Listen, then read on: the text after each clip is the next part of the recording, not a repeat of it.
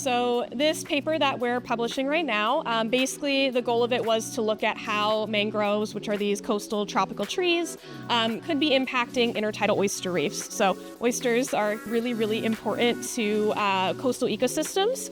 They're great at filter feeding, so that basically means they're taking in water from all around them.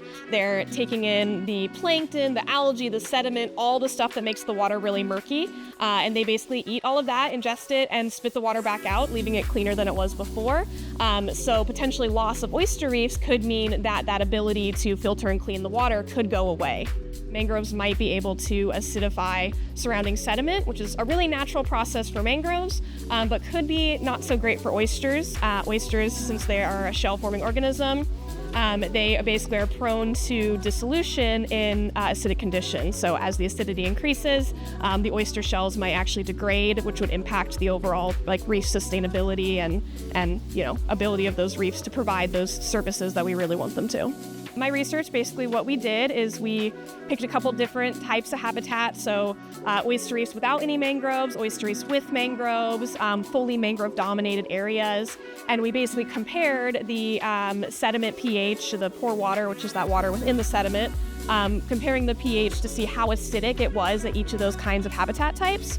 And basically we found in kind of that first layer of the study was that mangroves were contributing to significant acidification of oyster reef sediment. That kind of gave us the next push to see how that was actually going to impact the oysters and see if it was actually causing any kind of oyster shell dissolution. And what we looked at there, we deployed these basically bags of oyster shell. So these are individual shells within these pockets of the bag. And we put these out at all of those different types of habitats and left them there for 2 years. Before we put them out, we weighed the mass of each individual shell, and then we were basically able to, upon collection, reweigh the mass of those individual shells and basically see how that's changed over those 2 years at those different habitats.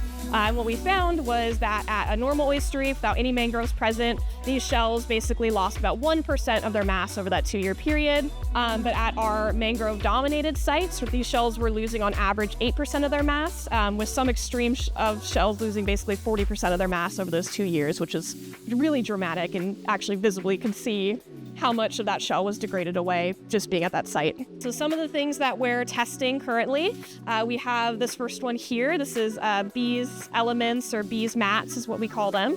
Basically, what these are is these little mats. They're kind of a bioplastic, and they are made out of potato chip waste. We attach oyster shells to them, and then we can basically put them out at the reefs that we're restoring.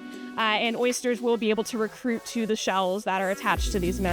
And over time, basically help to bring back that reef and those living oysters that we really want in the lagoon. This material here, we call these oyster rings. These are made out of cement and jute material. Same thing with these ones, they can be put out on the reef. The benefit of these might be that they are a lot heavier, as you can potentially tell based on that they're coated in cement. And the good thing about that is that things like boating activity that can cause some of the damage and erosion on oyster reefs, these aren't going to wash away as easily. These we put weights on each corner when we deploy these mats, but these don't have to have that extra step, which is actually really nice. So together, both oysters and mangroves play really important roles. Both of them are really great at stabilizing shorelines, so we do want them there for that impact. And in addition, with the kind of overlap that we're seeing, although my research has kind of shown that there might be some negative impacts, there's lots of other questions that we don't know yet. Potentially, mangroves might be creating this base for oysters to actually attach to those prop roots that the mangroves have, and might basically make up for the loss of the reef itself by oysters attaching to the mangrove prop roots and basically creating kind of this new overlapped habitat that they both kind of work together in water filtering, shoreline stabilization, and providing habitat to different animals in the lagoon.